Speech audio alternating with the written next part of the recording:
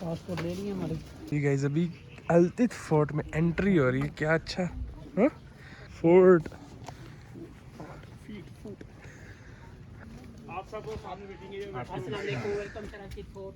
तो 5 मिनट रुक जाए सर, गाइड आ जाएंगे। यहाँ पे वेटिंग एरिया है सर, वेटिंग एरिया में तो 5 मिनट बैठ जाओ। अस्सलाम वालेकुम। खैरियत से हैं? जल्दी बुलाएं। जावेद आ रहा है, जावेद। हाँ जावेद आ रहा है।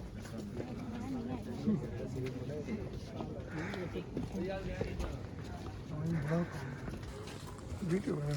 नाश्ता करवाना क्या? सही है ना, हो जाएगा चुनाव का।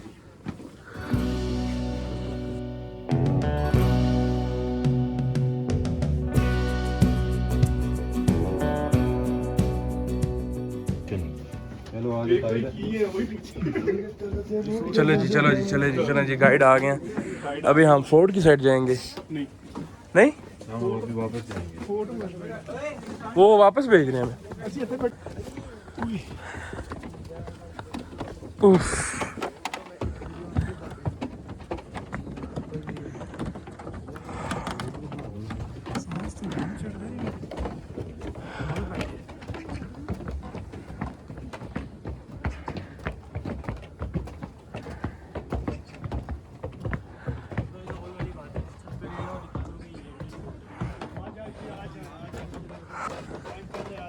5 बंदे आ गए। वो एक कासिम को ही जाने तो पूरा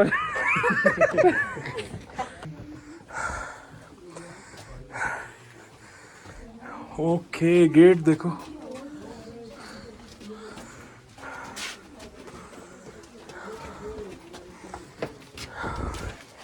झुक के जाना पड़ रहा है। जल्दी पूछते हैं तो आप सबको वेलकम जी। करीम मेरा नाम है और ये अल्तित फोर्ट गिलगित बल्तिस्तान के अंदर जो सबसे कदीम फोर्ट ये अल्तित फोर्ट, जिसकी लोकल कल्चर के हिसाब से 900 साल, लेकिन इसकी जो कार्बन डेटिंग या लेबोरेटरी टेस्टिंग उसका हवाले से 1100 साल। बल्तित फोर्ट जिसकी ज़बानी तारीख या लोकल कल्चर के हिसाब से हम 765 बताते हैं, लेकिन उसकी जो कार्बन डेटिंग हुई है फ्रॉम यूके उसके मुताबिक 800 साल। इल्ते बिलते दो तिब्बतन वर्ड्स हैं जिसके मानी उस तरफ इस तरफ, अप एंड डाउन। इल्ते बनते बनते इस गांव का नाम अल्तित है, बिलते बनते बनते उस गांव का नाम बल्तित, जिसे आजकल करीमाबाद के नाम से। 900 साल पहले हुंजा की शाही फैमिली में से एक शहजादे ने शिगर वैली से एक शहजादी जिसका नाम शीर खतुन था ब्याह करके थोड़ा हिस पर ग्लेशियर, इन दो पहाड़ों के बीच में हिस पर वैली भी है, हिस पर ग्लेशियर भी, और ये पाकिस्तान का लंबा तरीन ग्लेशियर जिसे बियाफो हिस पर के नाम से बारातियों की शक्ल में उस शहजादी को जब हुंजा की शाही फैमिली के अंदर लाया तो उस शहजादी ने देखा न कोई फोर्ट, न कैसल, न विलाप, कोई शाही फैमिली। उस शहजादी ने अपने अब्बू को शिकायती पैगाम भेजा कि जिस इलाके के अंदर, जिस छोटी रियासत के अंदर आपने मेरी ब्याह करवाया है, जहाँ न फोर्ट है न विलाप, कोई शाही फैमिली, उस लिहाज से रहने के लिए भी मकान उस लिहाज से सही नहीं है। तो उनके वालिद ने पैगाम भेजा कि बेशक गरीब रियासत ज़रूर है, लेकिन ये आपकी ब्याह मैंने शाही ख़ानदान के अंदर करवाया है। जो आपके साथ बाराती भेजा है वो मोस्टली वर्क कार्वर्स, कारपेंटर्स, मेसन्स, यहाँ की जो कदीम बस्तियाँ आबाद है, गनीश, बाल्तित, अल्तित, यहाँ पे रहे। उस शहजादी के लिए as a dowry, as a gift, as a जहेज़ में ये मकान बनाया जी। वक्त के साथ साथ जैसे मुख्तलिफ अदवार में नवाब आए, फिर उन्होंने अपनी ज़रूरत के तहत इसमें एडिशन डिलीशन करते रहे। लास्ट में अल्तित फोर्ट वजूद में आए। कोई 400 साल की कहानी, दो भाइयों के इक़्तिदार की जंग। शाही दस्तूर के मुताबिक किंगशिप बड़े भाई को मिलना था, छोटा भी चाह रहा था रियासत का निज़ाम उनके हाथ में आ जाए।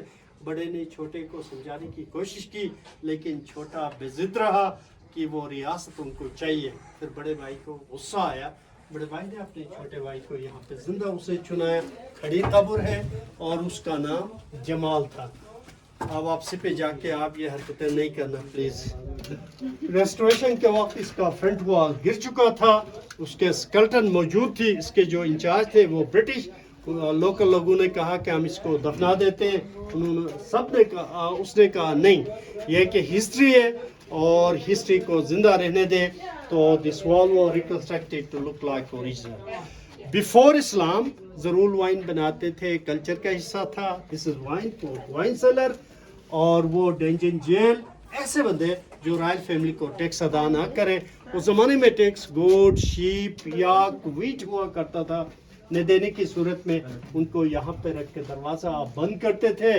रेस्टोरेशन के वक्त गिलगित बल्तिस्तान के अंदर जितने भी हेरिटेज साइट्स हैं, शिगर, खपुलो, बल्तित अल्तित फोर्ट, या आगा खान ट्रस्ट फॉर कल्चर, जिनका मेन ऑफिस जिनीवा स्विट्ज़रलैंड में, पाकिस्तान के हवाले से आगा खान कल्चरल सर्विस पाकिस्तान, इन तमाम फोर्ट्स का लाहौर वॉल सिटी के अंदर with the collaboration of Punjab government, यही सेम इदारा उसकी रेस्टोरेशन के काम में मसरूफ है। जी चलते हैं सर आगे प्लीज। आप नाराज लगते हैं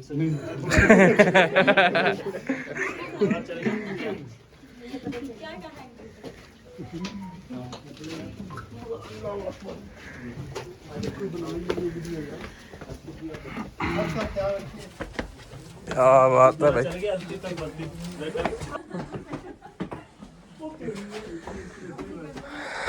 इंडियन क्वीन उधर बैठे जी, उधर आप दो, इंडियन क्वीन उधर ही बैठे जी।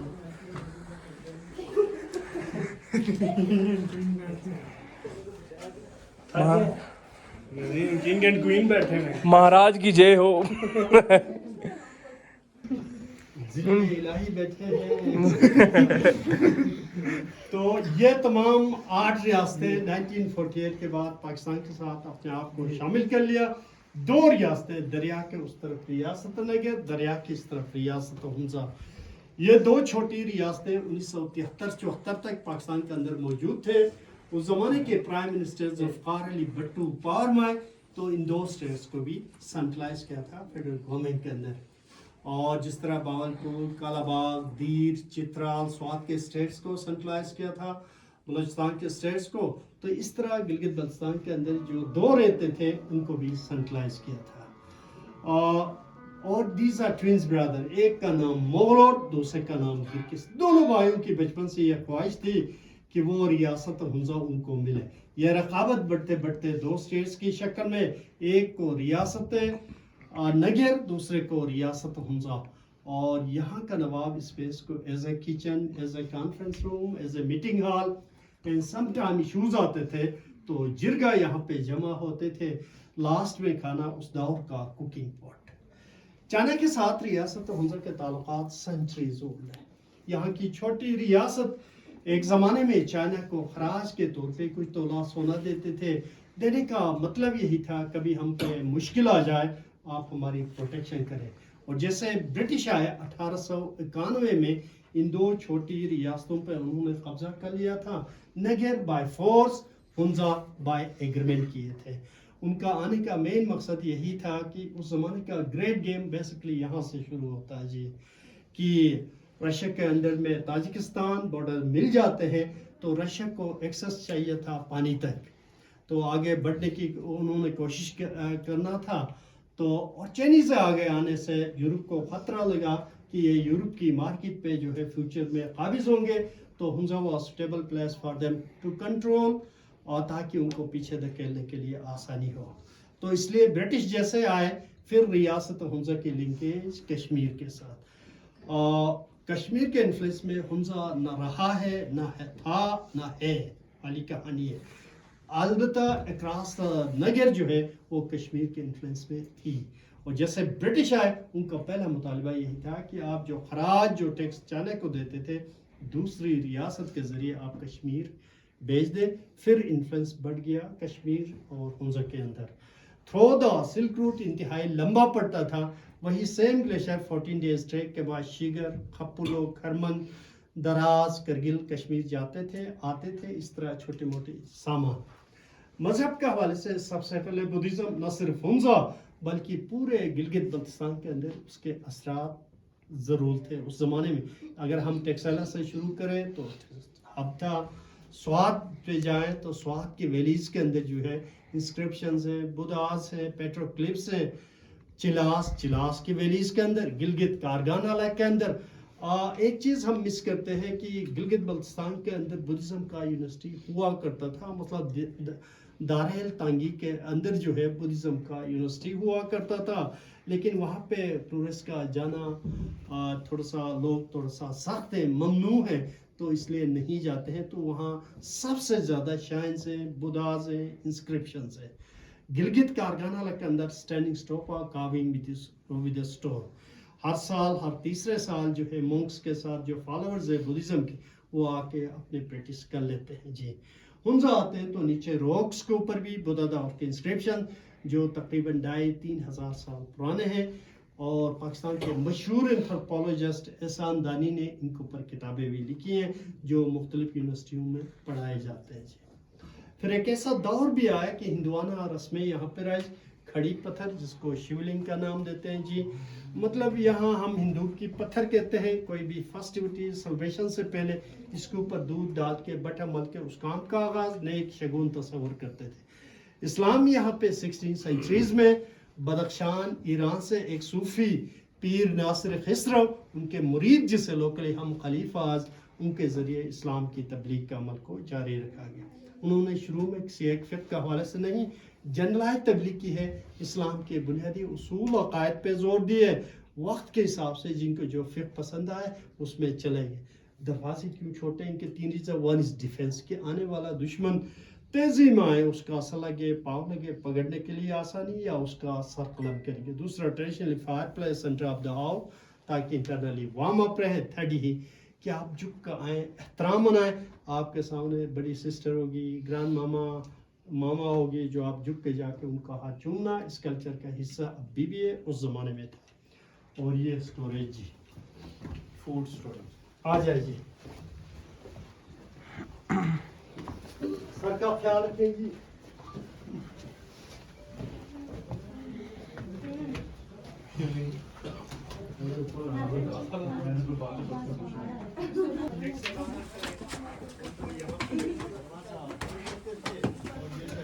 वाह वाह, हाथापाई बाहर जाके करें।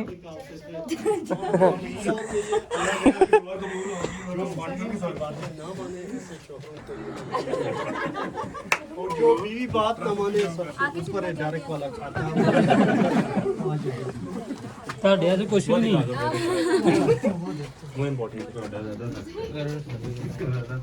एक सेकंड। इधर रहने का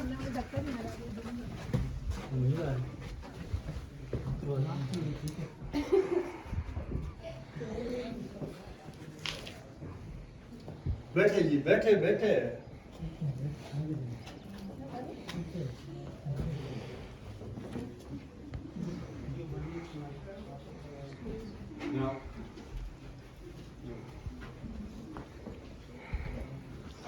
तो ये शहजादी का कमरा हुआ करता था अर्ली डेज में। और शहजादी तो आपके सामने बैठी है, ये इनके कमरे हैं जी। तो लेकिन हम जो कल्चरली त्यौहारें मनाते हैं, उन त्योहारों को डिवाइड करते हैं बिटवीन 2 फोर्ट्स। सोइंग का, वीट थ्रोइंग का हम अल्तित फोर्ट से आगाज करते हैं। तो 22 फरवरी को उस जमाने में नवाब को घोड़े पे बिठा के पीछे अवाम नाच गाना करते हुए एंट्रेंस तक। इसके बाद वो यहाँ पे अपना ताज गोन पहन के, फिर हमारी जो नोटेबल जो लिमिटेड नंबर वो यहाँ जमा होते थे। उनका की मौसीकी का प्रोग्राम होता था।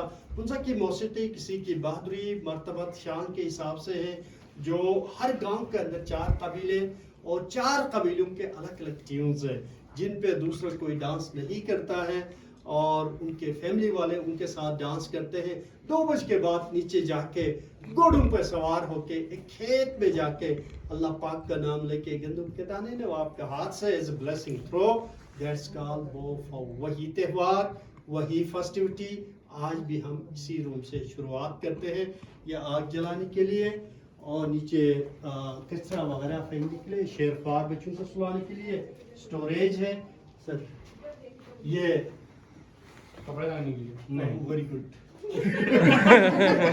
ये भी कराची का, जल्दी बोलता है। कराची में इसी तरह बताइए जी, बताइए ये क्या थोड़ी ज़्यादा होती है। गैस करें जी, ये किस लिए इस्तेमाल होता है? हाँ ये देख लो तो तेज है। असला वेपन के लिए नहीं सर, ये घड़ी है उस जमाने की घड़ी जो सन की रिफ्लेक्शन से शेडो आ जाए। तो उस जमाने में दादी अम्मा खवातीन से काम लेने के लिए कब रोटी पकाना है, कब टेरेस में जाना है, कब एनिमल्स की फीडिंग करना है, ये सारा काम उस जमाने की तगड़ी दादी अम्मा खवातीन से काम लेती थी। इस जमाने की दादी अम्मा कमज़ोर पड़ गई है, मोहल्ले में कोई 16 बैग्स आ गया तो रोना शुरू कर देते हैं, फिर जाके ला के देती है वो ना रहो वाली कहानी। तो वो आजकल की दादी अम्मा बहुत कमज़ोर है, उस ज़माने की दादी अम्मा साया को भी नहीं छोड़ती थी। बाहर दरियाए हमसे का खूबसूरत नज़ारा ये देख के बता दे टाइम क्या हुआ। टाइम वाला नहीं है, टाइम वाला नहीं है, कंसेप्चुअल है। साए के हिसाब से अपना एंगल्स बनाती थी, उस हिसाब से वो सारा काम दिन का। और सूरज पहाड़ों की तरफ निकल जाए तो फिर वो पैग उस हिसाब से डायरेक्टली। तो बाहर दरियाई हुंजा का खूबसूरत नज़ारा एक व्यू करे, देख ले, तस्वीर बनाए, फिर ऊपर चलते हैं। कपड़े टांगने की। ओ भाई, ओ भाई क्या बात है।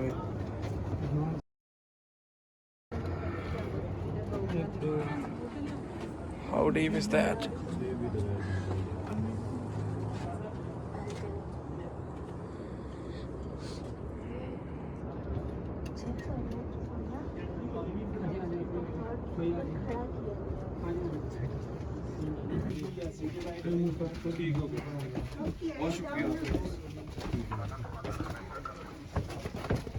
मुझे वो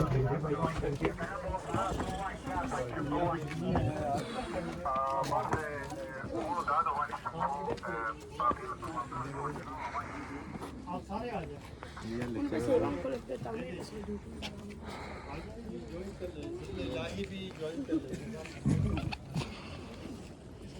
जगह इस वैली के इर्द गिर्द ये सारे कराकोरम रेंजेस के माउंटेन, राकापोशी, दीरान, दो पहाड़ों के बीच में एक गोल्डन पीक, इधर लेडी फिंगर, फुंजा पीक, उल्टा पीक 1 है। ये तमाम पीक 7000 मीटर बुलंद पीक्स हैं। फुंजा की कुल आबादी कोई 75-80 हज़ार के करीब, और लिटरेसी के हवाले से 99.5%, इस गांव के 100%। You are enjoy, you are open. Thank you ji. Thank you.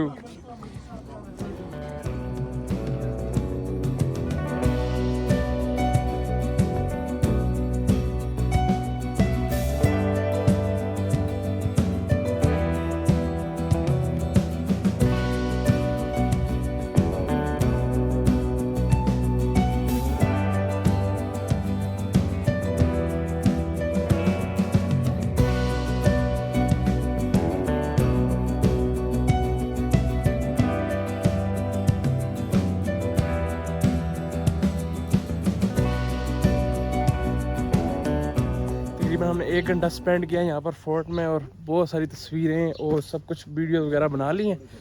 तो भी हम गाड़ी की साइड पे जा रहे हैं और फिर आगे निकलेंगे। अल्तिफ फोर्ट के बाद हम रुके हैं, थोड़े स्टॉप लिया यहाँ पर राकापोशी व्यू पॉइंट। मैं आपको दिखाता हूँ राकापोशी व्यू।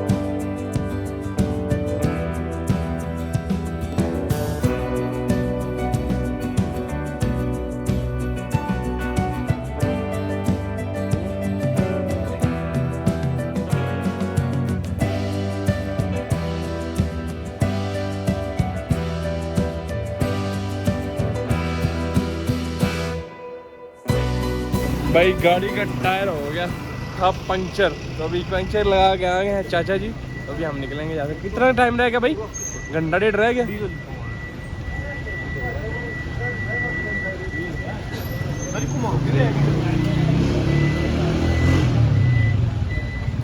तो बोलो कैसे हैं जी? तो फिटे मुझे अच्छा था। तो गाइस हम आ गए हैं लाहौर फूड जंक्शन। ਅਸੀਂ ਆਏ ਆ लाहौर आ गया। लाहौर से कोई ताल्लुक नहीं।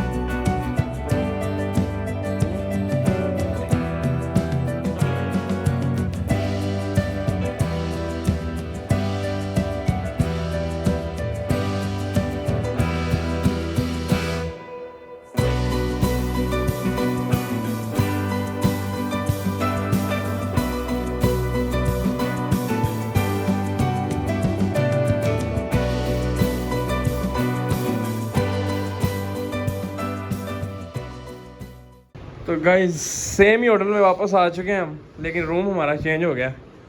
तो ये कुछ चीज़ें हमने ड्राई फ्रूट वगैरह ले ली हैं। तकरीबन सब कुछ सेम ही है, सेम किस्म की कवर लगी हुई है। लेकिन बाद हमारा डिनर होगा और हमने रात को 2 बजे यहाँ से निकलना है वापसी के लिए। तो वापसी का सफ़र आई थिंक 20 घंटे है, 18 से 20 घंटे। तो देखते हैं कब घर पहुँचेंगे।